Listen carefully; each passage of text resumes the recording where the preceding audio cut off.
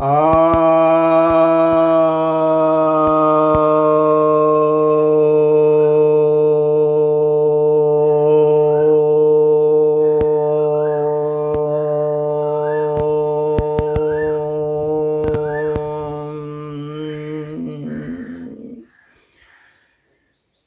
भक्त जनों को सप्रेम नमन।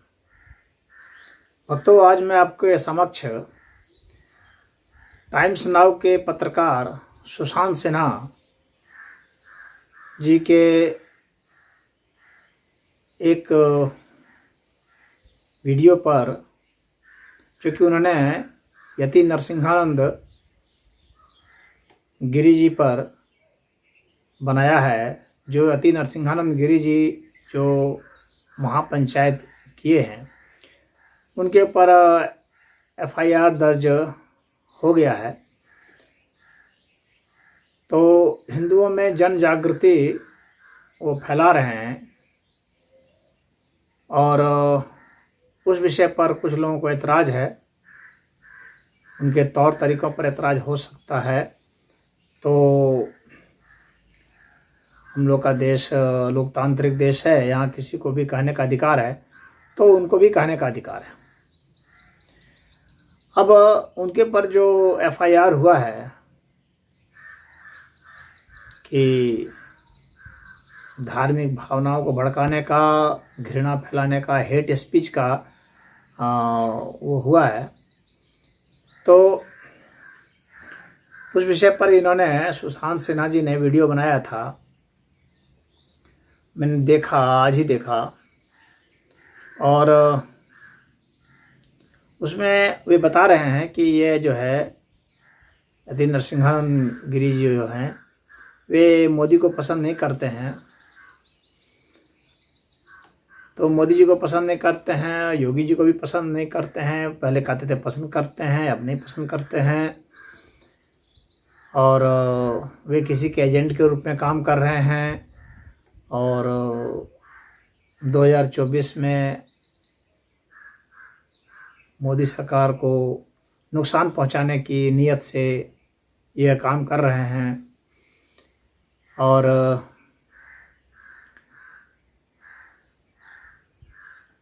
उनकी नीति या नीयत इस प्रकार से है कि जिससे हिंदुओं को फायदा नहीं बल्कि क्षति हो। तो उन्होंने अपना एक इंटरव्यू भी उनका लिया था, उसका भी उन्होंने हवाला दिया है उसमें।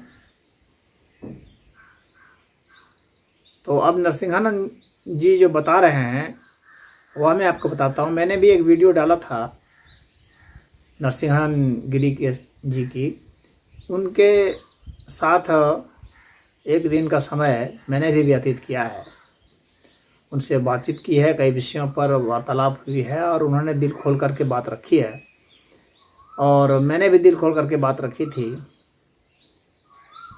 उनकी बहुत सारी बातों से मैं कुछ संतुष्ट भी हूँ और कुछ असंतुष्ट भी हूँ।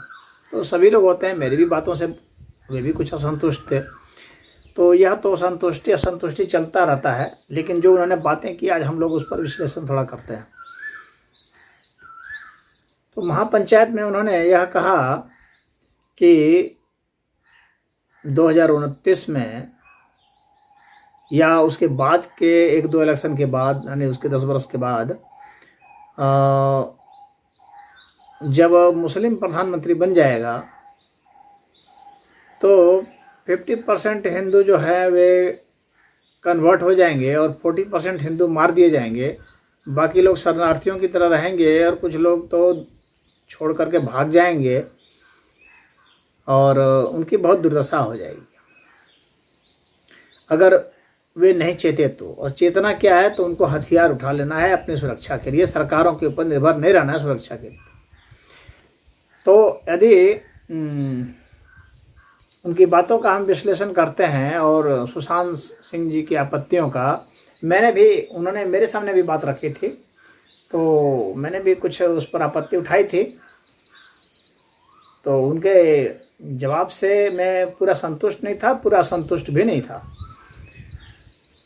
क्योंकि यह काफ़ी जटिल मामला है। यह बिल्कुल एक सीधी लाइन से इसको खींचा नहीं जा सकता है। ये हम ड्रॉ नहीं कर सकते हैं कि यह जो है बस ब्लैक एंड वाइट में नहीं कर सकते हैं, कुछ इसमें जो ग्रे फील्ड भी हैं। तो सुशांत सिन्हा जी का कहना है कि यदि हिंदू सब हथियार उठा लेंगे, जैसा कि नरसिंहानंद जी कहते हैं, तो हथियार उठा लेंगे और उनके ऊपर हमला करेंगे तो क्या मुकदमे दर्ज नहीं होंगे और वे जेल चले जाएंगे, या फिर वे भी तो हमला कर सकते हैं, वे भी नुकसान पहुंचा सकते हैं। तो इस तरह से देश में गृह युद्ध हो जाएगा और प्रशासन के लिए बहुत दिक्कत हो जाएगी इसको कंट्रोल करना। इस बात को मैंने भी उनको कहा था। लेकिन यह जो है, अब इसका विकल्प और रास्ता सुशांत जी जो बताते हैं वह क्या बता रहे हैं? विकल्प यह बता रहे हैं कि हिंदुओं को सताया इसलिए जा रहा है, छेड़ा इसलिए जाता है क्योंकि हिंदू आवाज़ नहीं उठाते हैं।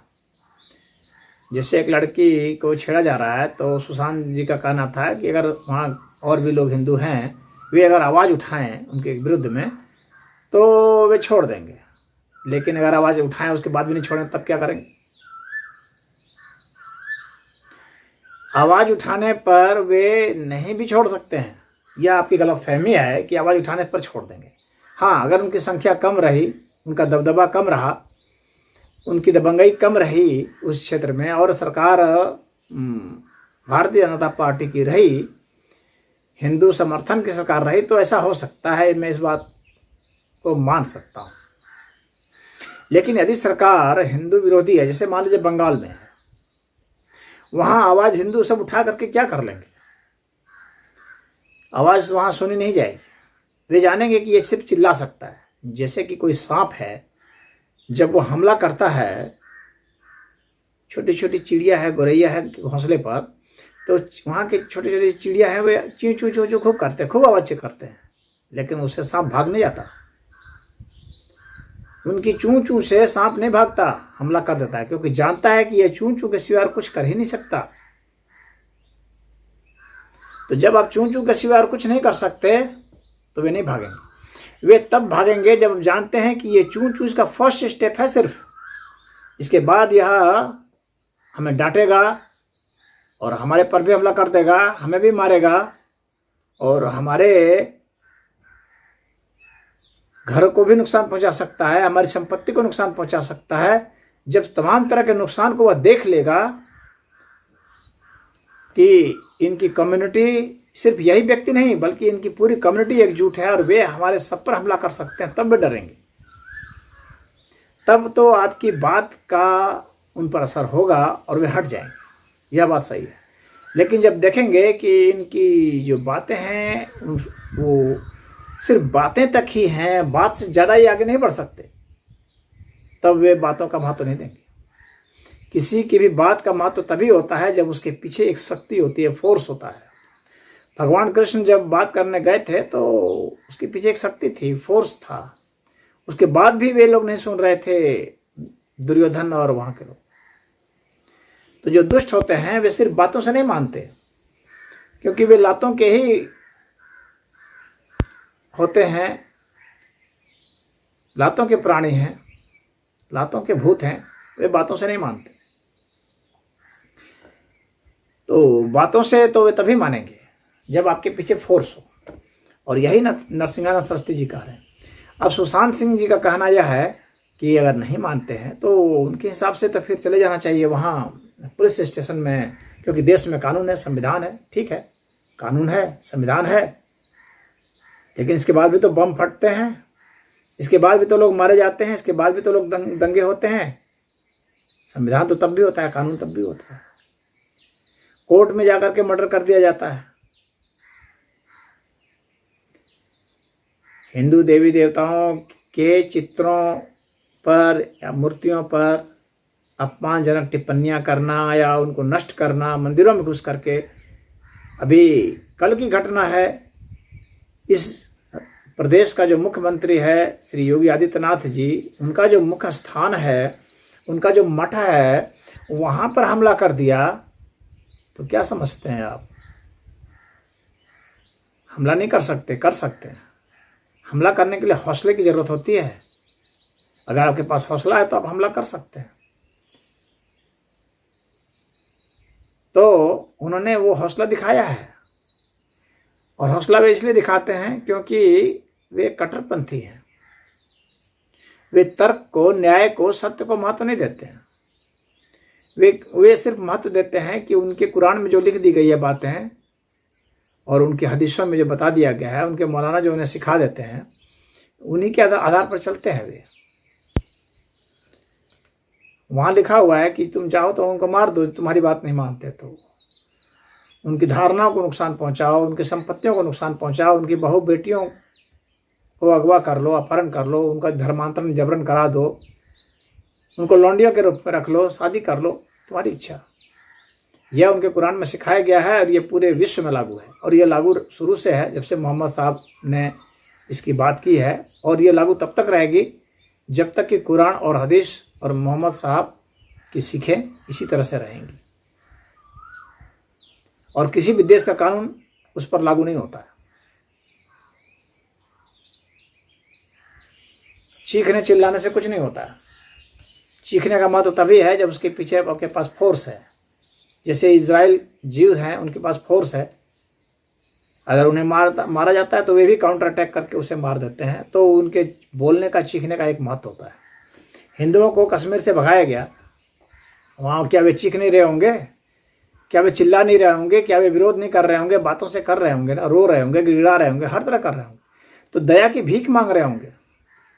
लेकिन इस्लाम ने आज तक कभी किसी पर दया नहीं दिखाई। इस्लाम में दया का महत्व तो ही नहीं है। इस्लाम में दया होती ही नहीं है। यदि आप दया की भीख मांगेंगे तो वे आपको और सताएंगे और नोचेंगे। यह सच्चाई है। इसलिए उनसे दया की उम्मीद कभी करना मूर्खता और महान मूर्खता है। यदि आप बच सकते हैं तो काउंटर अटैक से ही बच सकते हैं। यह सच्चाई है। और यहाँ पर यति नरसिंहानंद सरस्वती जी सही है। वे कहते हैं कि हथियार को रखो, हथियार से ही अपनी तुम सुरक्षा कर सकते हो। हथियार का मतलब कोई यह जरूरी नहीं है कि आप जो है तोप ही रखें, AK-47 ही रखें, ऐसा कुछ नहीं है। आपके पास सुरक्षा का साधन होना चाहिए। तलवार है, भाला है, कटार है, छुरा है, लाठी है, डंडा है, रॉड है, कोई आपके पास हथियार होना चाहिए जिससे आप अपनी सुरक्षा कर सके, अपने परिवार की सुरक्षा कर सके। अब ये सुशांत सिन्हा जी और बहुत सारे ऐसे लोग हैं जो कहते हैं कि यदि आप हथियार रखेंगे और चलाएंगे तो फिर आप कानून के दायरे में फंस जाएंगे। सही बात है, कानून के दायरे में आ जाएंगे निश्चित रूप से, इसमें कोई दो राय नहीं। लेकिन कानून से आप बच सकते हैं ना, कानून से आप जूझ लेंगे। अब जिंदा रहेंगे तो आप मुकदमा भी लड़ लेंगे, आप वकील भी कर लेंगे, आप बहुत कुछ कर लेंगे। कानून से भी लड़ने के लिए आपका जिंदा होना जरूरी है। और नरसिंहानंद सरस्वती यही कह रहे हैं कि आपको अगर घेर लिया मुसलमानों ने तो उसमें आप कानून आपको नहीं बचाने आएगा तो आप क्या करेंगे? क्या रोते रहेंगे? क्या ये कहेंगे कि अब कानून नहीं आ रहा है तो अब मैं मर जाऊंगा, या मुझे मार दो या मुझे छोड़ दो? कानून आए या ना आए, या अगर परमात्मा ने आपको जिंदगी दी है तो आपको अपनी सुरक्षा की व्यवस्था करने का हक भी दिया है और ताकत भी दी है।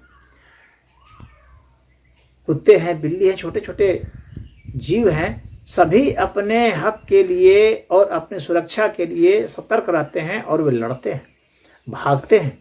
उनके पास सुरक्षा के मेजर्स होते हैं। कोई ऐसा प्राणी नहीं है, चाहे हिरण हो, चाहे खरगोश हो, चाहे कोई भी हो, सभी अपनी सुरक्षा के प्रति सतर्क होते हैं।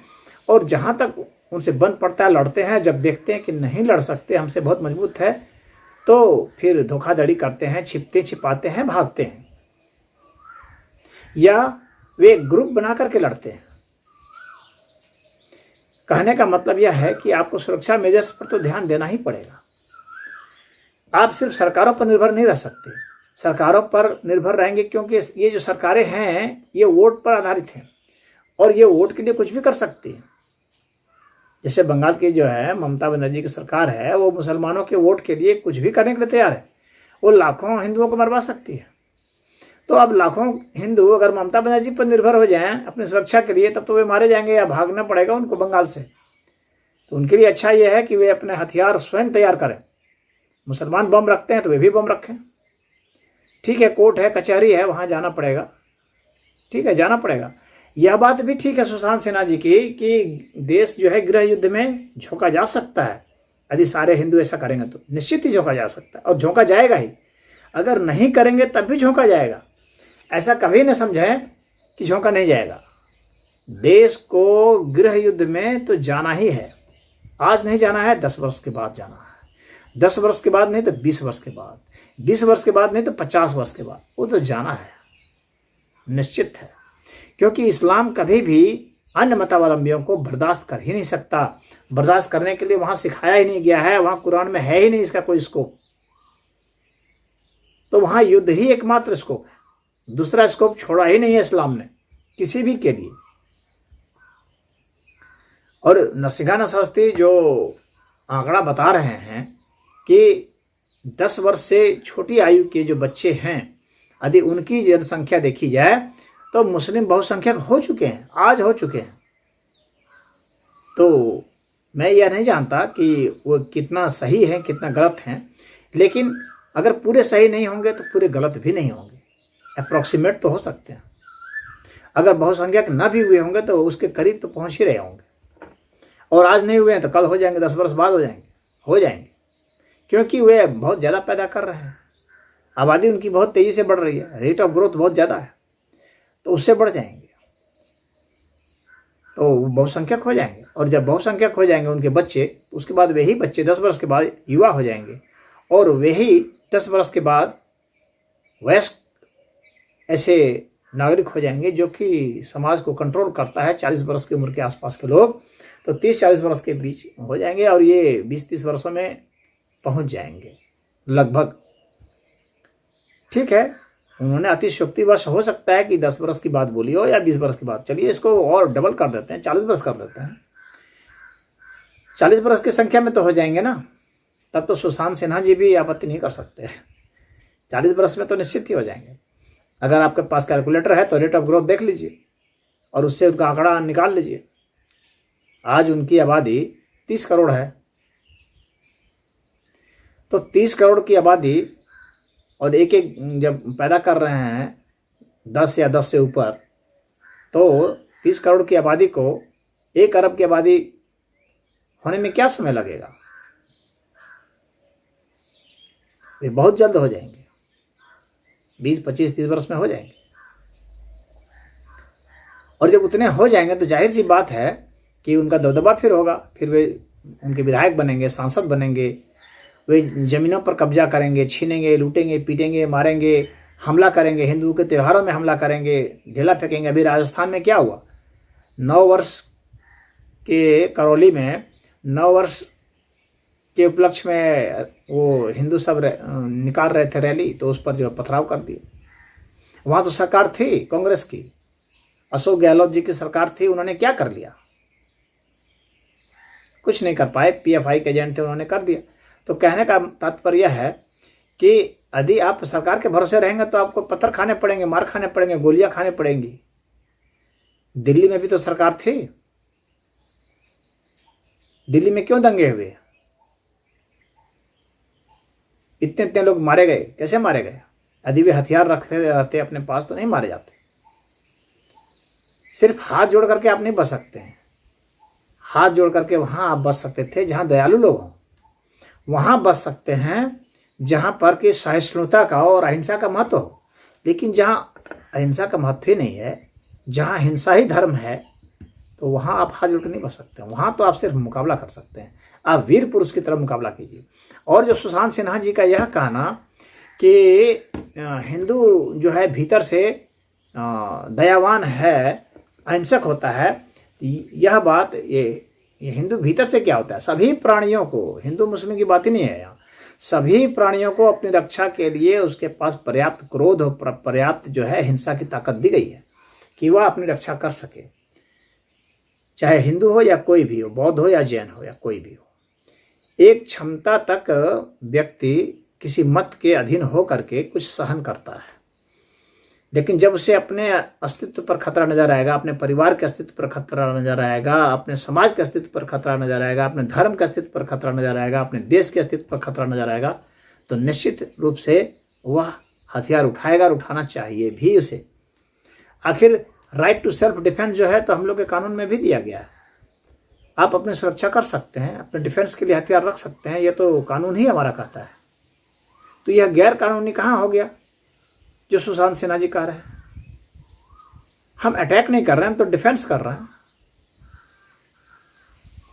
तो डिफेंस का तो अधिकार होना चाहिए। और यति नरसिंहानंद सरस्वती जी यही कह रहे हैं कि आपको डिफेंस के लिए हथियार रखने हैं, हथियार रखने चाहिए और रखना पड़ेगा। ये दोनों ही बातें हैं। उपदेश है तो चाहिए और पड़ेगा, ये जरूरत है, निश्चित ही जरूरत है।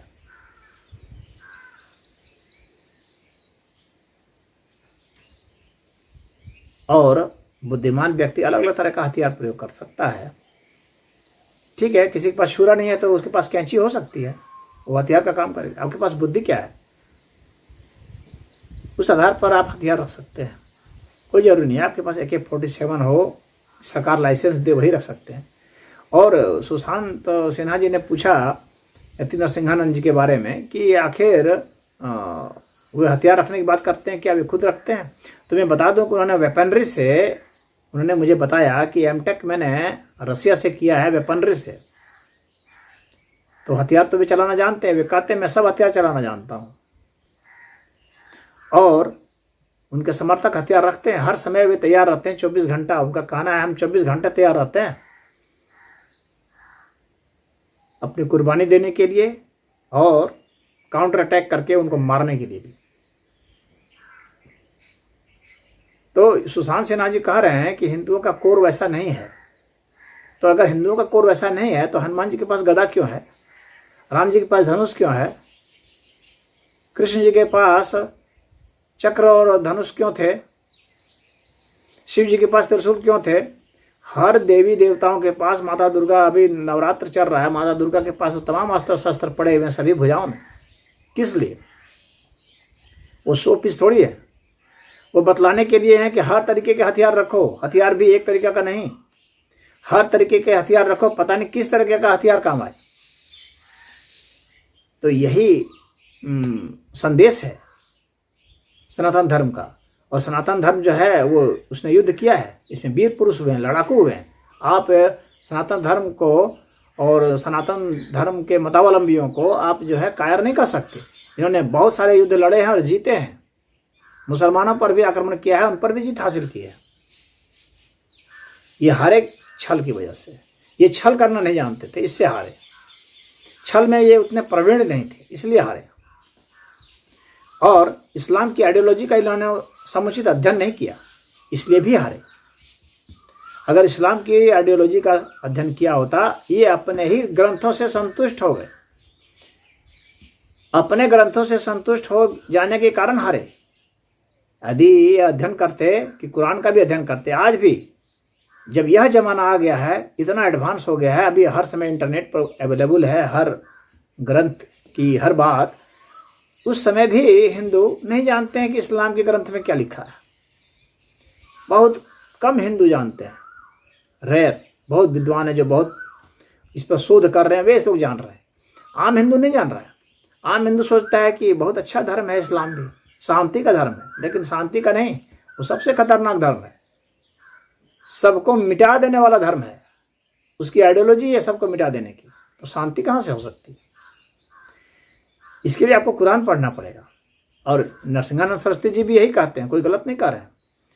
वे कहते हैं कि हिंदुओं को कुरान पढ़ना चाहिए, निश्चित पढ़ना चाहिए। और हिंदुओं को ही नहीं, बौद्धों को, जैनों को, सिखों को, ईसाइयों को, नास्तिकों को, सबको पढ़ना चाहिए। क्योंकि यदि आपने कुरान नहीं पढ़ा तो आप नहीं समझेंगे कि इस्लाम किस आइडियोलॉजी के तहत चल रहा है और आगे बढ़ रहा है, उसका अगला दांव क्या होगा। तो सुशांत सिन्हा जी का यह कहना कि वो गलत शिक्षा दे रहे हैं, एजेंट के रूप में काम कर रहे हैं, मैं गलत कह रहा हूँ। यति नरसिंहानंद जी अपने जान पर खेल करके हिंदुओं को जगाने का काम कर रहे हैं और वे सही बात कह रहे हैं। वो भविष्य देख रहे हैं क्योंकि उन्होंने कुरान पढ़ा है। जो भी व्यक्ति कुरान पढ़ लेगा, सुशांत सिन्हा जी खुद कुरान नहीं पढ़े होंगे, इसीलिए उन्होंने ऐसी बातें की। यदि वे भी कुरान पढ़ लेंगे और हदीसों को पढ़ लेंगे तो समझ जाएंगे कि कितना कितना अत्याचार खुद मोहम्मद ने किया और इस्लाम में कितना कितना जुल्म करने के लिए बताया जाता है। कुरान में क्या क्या बताया गया है। आप कुरान को अच्छा से पढ़िए, हदीसों को पढ़िए और तब जानिए, खुद देखिए। और जब देखेंगे तो समझ जाएंगे कि उनकी प्लानिंग क्या है, नेक्स्ट टारगेट क्या है। चारों ओर मुस्लिमों ईसाइयों से घिरा हुआ हिंदू है यह भारत भी। अगर अगल बगल आप नज़र दौड़ाएं, इधर बांग्लादेश है, मलेशिया है, इंडोनेशिया है, इधर पाकिस्तान है, अफगानिस्तान है और किर्गिज़स्तान, तजाकिस्तान, जितने भी ये सब हैं सब मुस्लिम देश हैं, चारों ओर से घिरे हुए हैं और उनका आक्रमण हिंदुओं पर ही हो रहा है। ईसाइयों का आक्रमण हिंदुओं पर ही हो रहा है। और किस पर हो रहा है आक्रमण? वे हिंदुओं पर ही हमला कर रहे हैं और हिंदुओं को ही मार रहे हैं, उनकी संपत्ति लूट रहे हैं, उनका धर्म परिवर्तन करा रहे हैं, जबरदस्ती धोखाधड़ी से ठग के व्यापार में प्रेशर बना करके। मैं तो ऐसे लोगों से मिला हूं जो फल बेचते हैं और कहते हैं कि हम धर्म परिवर्तन कर लिए सिर्फ फल बेचने के कारण। क्योंकि जो फल बेचने का जो बड़ा व्यापारी था वो कहता था कि हम सिर्फ मुसलमानों को ही फल देंगे, गैर मुसलमानों को नहीं देंगे। अगर तुम्हें फल का व्यापार करना है तो मुसलमान बन जाओ। इस तरह करके भी यानी हर तौर तरीका अपनाते हैं मुसलमान बनाने के लिए। इस स्ट्रेटेजी के साथ वे काम कर रहे हैं। आपको इस बात को तो स्वीकार करना ही पड़ेगा, ये सच्चाई है, इससे आप मुख नहीं मोड़ सकते। और उनको एजेंट कहने के बजाय मैं सुशांत सिन्हा जी को कह सकता हूं कि वे एजेंट हैं, वे एजेंट के रूप में काम कर रहे हैं या वे अज्ञानी हैं। वे भारतीय जनता पार्टी के एजेंट हो सकते हैं, लेकिन नरसिंहानंद जी वे शुद्ध रूप से हिंदुओं के लिए कार्य कर रहे हैं। उन्हें कोई मतलब नहीं है कि सरकार किसकी आती है। उनका यही कहना है कि हिंदुओं को अपनी रक्षा का भार स्वयं उठाना पड़ेगा, उन्हें अब एकजुट होना पड़ेगा। यह बात सच है कि हर व्यक्ति नहीं लड़ सकता। मैंने उनसे पूछा भी था कि आप हर व्यक्ति नहीं लड़ सकता, आप कैसे कहते हैं कि हर व्यक्ति को हथियार उठा लेना चाहिए? तो यह बात सच है, हर व्यक्ति नहीं लड़ सकता। यहाँ तक कि मुस्लिम में भी हर मुस्लिम नहीं लड़ते हैं, नहीं लड़ सकते। तो फिर क्या करना चाहिए? जो नहीं लड़ सकते उनको योगदान देना चाहिए, जो लड़ सकते हैं उनके लिए। आप एक आर्मी बना सकते हैं, प्राइवेट आर्मी बनाइए।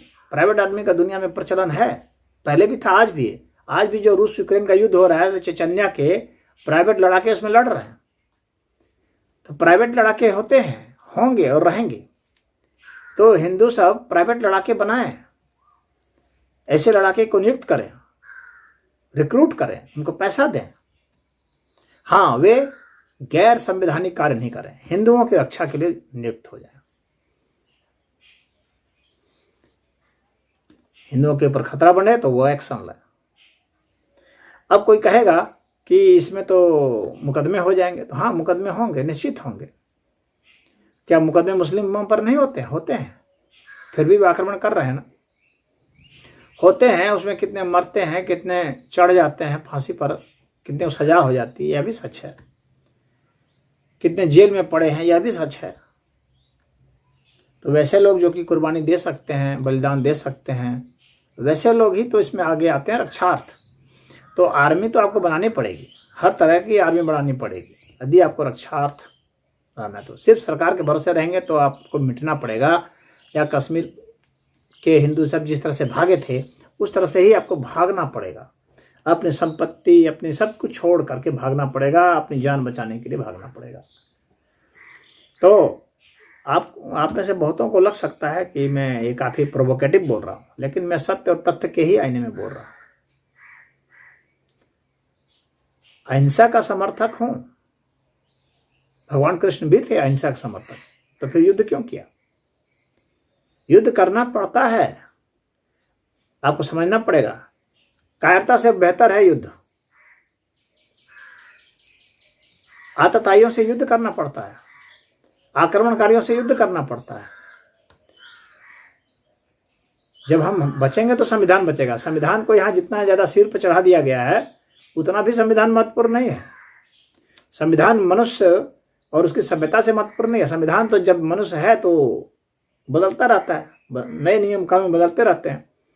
ये संविधान जब मुस्लिम यहाँ कब्जा कर लेगा तो यही संविधान थोड़ी रह जाएगा, संशोधन कर दिया जाएगा इसमें।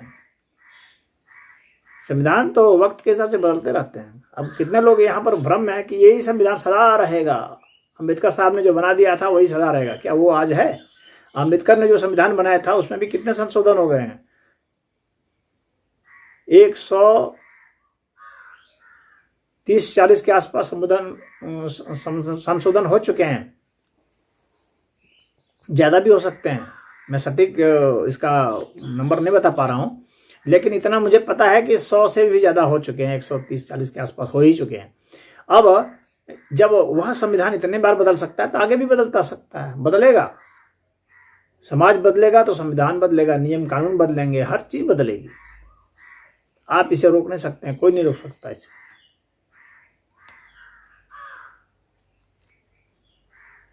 बांग्लादेश भी पहले धर्मनिरपेक्ष राष्ट्र के रूप में बना था।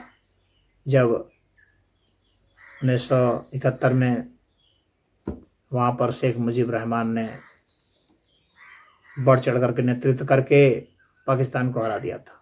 लेकिन उसके बाद क्या हुआ? कुछ समय में ही बांग्लादेश में कट्टरपंथी सब सामने आ गए और कहे कि नहीं, ये इस्लामिक राष्ट्र बनेगा। उस वक्त जितने जज विरोध किए मारे गए, जितने पत्रकार सब जो भी बड़बड़ बोल रहे हैं वे सब मार दिए जाएंगे। तो वहाँ भी मार दिए गए थे, डरा दिए जाएंगे, संपत्ति लूट ली जाएगी। तो डर से वे सब बात मान लेंगे। इस दुनिया में शासन सिर्फ ताकत का होता है, शक्ति की सत्ता है। बाकी बातें दूसरे नंबर पर आती है। प्राथमिक है शक्ति, यह सच्चाई है। और शक्ति हासिल कर लेते हैं जो शक्ति के पीछे पड़े रहते हैं। वे धन की शक्ति है, एक शक्ति है, ठीक है, मानते हैं। टेक्नोलॉजी है, विज्ञान की शक्ति है, ज्ञान की शक्ति है। लेकिन इन सभी चीजों से प्यारा क्या होता है? अपनी जान। और जान लेने की जो शक्ति होती है ना, वह बहुत बड़ी शक्ति होती है। तो इसीलिए हथियार का बहुत महत्व है। क्यों पूरी दुनिया के सभी जितने भी राष्ट्र हैं सब हथियार के पीछे पड़े हैं, हथियार बनाना चाह रहे हैं, हथियार खरीदना चाह रहे हैं। भारत स्वयं खरीद रहा है। यदि इतना अहिंसात्मक भारत है तो छोड़ दे हथियार, फिर देखे क्या होता है। एक दिन टिकना मुश्किल हो जाएगा। उधर चीन हमला करेगा, इधर पाकिस्तान हमला करेगा, बांग्लादेश भी हमला कर देगा, और देश के अंदर जितने हैं वे हमला कर देंगे, और खंड खंड हो जाएगा। और फिर शासन उसी का होगा जिसके पास हथियार होगा। वहां पर सदैव आज तक कभी कोई ऐसी सत्ता नहीं हुई जो बिना हथियार के रही हो। कोई सत्ता ऐसी नहीं हो सकती। सम्राट अशोक भी जब बुद्धम शरणम गच्छामि कर चुके थे, संघम शरणम गच्छामि कर चुके थे, तो भी हथियार उन्होंने नहीं छोड़ा था। हथियार रखे रहे थे। उसके बाद भी उन्होंने कई जगह युद्ध किए थे। कलिंग युद्ध के बाद भी सम्राट अशोक ने युद्ध किए थे और कहा भी था कि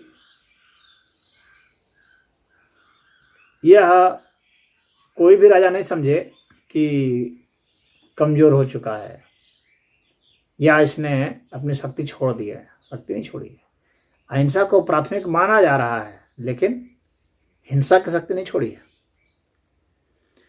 हिंसा की काउंटर शक्ति से ही अहिंसा स्थापित रहती है। हिंसा की शक्ति आप छोड़ देंगे तो अहिंसा खत्म हो जाएगी आपकी, आपको खत्म कर दिया जाएगा। यह तो इस नेचर का ही लॉ है। आपका संविधान कुछ नहीं कर सकता। आपका संविधान भी तो दंड देता है। ये दंड क्या है? हथियार से तो दंड देता है।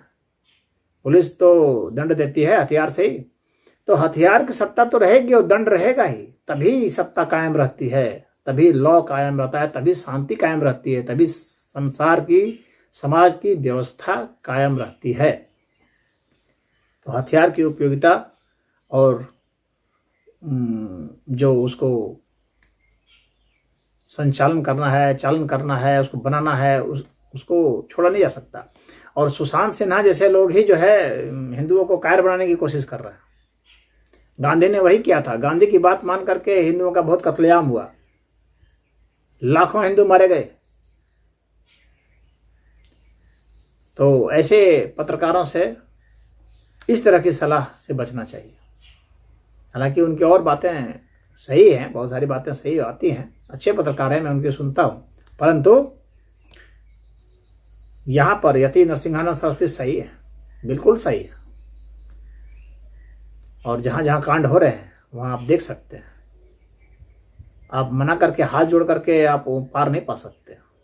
आपको शक्ति दिखानी पड़ेगी एक डिटरेंट के रूप में, तब जाकर के वे रहेंगे। अब इसका विकल्प की बात है कि क्या रास्ता क्या है, क्या सिर्फ यही एक रास्ता है? तो यति नरसिंहानंद जी को भी मैंने बताया था और दूसरों को भी बताता हूं, यही एक रास्ता नहीं है, और भी रास्ते हैं। और रास्ते क्या हैं? जिस रास्ते को मैं सबसे ज्यादा अहमियत दे रहा हूं, और वो रास्ता यह है, इसी बात को मैं इसी का उपदेश में देता हूं, लोगों को बताता हूं कि जो भी ऐसे लोग हैं जो सत्य और न्याय और समाज में व्यवस्था चाहते हैं और धर्म की स्थापना चाहते हैं, उनको क्या करना होगा? उनको एक टेक्नोलॉजी पर काम करना पड़ेगा, थॉट कंट्रोल टेक्नोलॉजी पर। किसी के भी विचार को कैसे नियंत्रित किया जाए, इस विषय पर काम करना पड़ेगा। क्योंकि हम लोग जो कुछ भी करते हैं विचारों से ही करते हैं, तो विचार को बदलने की ताकत हासिल करनी पड़ेगी।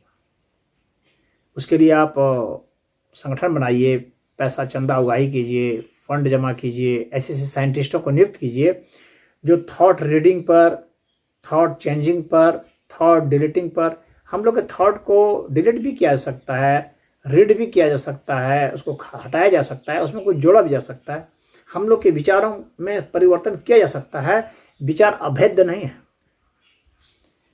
विचार में बदलाव संभव है। और जब मैं बदलाव की बात कर रहा हूं तो मैं उपदेश के जरिए बदलाव की बात नहीं कर रहा। सिर्फ उपदेश के जरिए जो बदलाव करने की कोशिश है वह तो अब जारी रहनी चाहिए, लेकिन वह बिल्कुल भी पर्याप्त नहीं है। उसके भरोसे आप नहीं रह सकते, क्योंकि मुसलमान सुनता ही नहीं है, सुनेगा ही नहीं, बहुत कम सुनेंगे, इक्का दुक्का सुनेंगे। उससे क्या फर्क पड़ रहा है? इक्का दुक्का मुस्लिम जो है एथिस्ट हो गए, लेकिन उससे क्या हो जा रहा है? उससे कुछ नहीं हो जा रहा। तो किस पर काम करना पड़ेगा? टेक्नोलॉजी पर, कि एक जगह से बैठे बैठे आप तकनीक के जरिए किसी के दिमाग को तरंगों से बदल सकें, हटा सकें, मेमोरी खत्म कर सकें, मेमोरी नई डाल सकें, उसको गाइड कर सकें, उसके विचार को, आचार को, चरित्र को, व्यवहार को, सब चीज। वह तकनीक जिसने हासिल की पहली बार, वही करेगा शासन, उसी की बात मानी जाएगी। तो मैं कहता हूं कि अगर हिंदुओं के पास बुद्धि है, ईसाइयों के पास बुद्धि है, बौद्धों के पास, जैनियों के पास बुद्धि है, यहूदियों के पास बुद्धि है, तो वे इस चीज को करें और सत्य और न्याय के लिए करें, और इस्लाम में जो ये गंदगी आई है इसको हटाएं। उनका जो अति खतरनाक रूप जो आया है बाकी सभी समाजों के लिए, उसे दूर करें। यह मैं काफ़ी जिम्मेवारी के साथ बोल रहा हूँ। यदि ऐसा नहीं किया गया तो गृह युद्ध के लिए भारत को तैयार रहना पड़ेगा, और जो दूसरे देश हैं ईसाइयों के, उन्हें भी तैयार होना पड़ेगा, और पूरे विश्व को तैयार होना पड़ेगा। एक बार भारत कब्जे में आ जाए इस्लाम के, तो मैं समझता हूँ कि इस्लाम की ताकत बहुत बढ़ जाएगी, क्योंकि भारत के पास बहुत रिसोर्स है, आबादी है, संसाधन है। तो भारत बहुत आज जो शांति प्रिय और गुरुओं का देश अब तक कहलाता रहा है, ये सबसे खतरनाक और पूरे विश्व की बर्बादी का देश माना जाएगा। तो पूरे विश्व की बर्बादी का देश बनने से इसे बचाया जा सकता है, और इसके लिए हमें उस टेक्नोलॉजी पर काम करना होगा। तो इसमें इतना ही। ओम।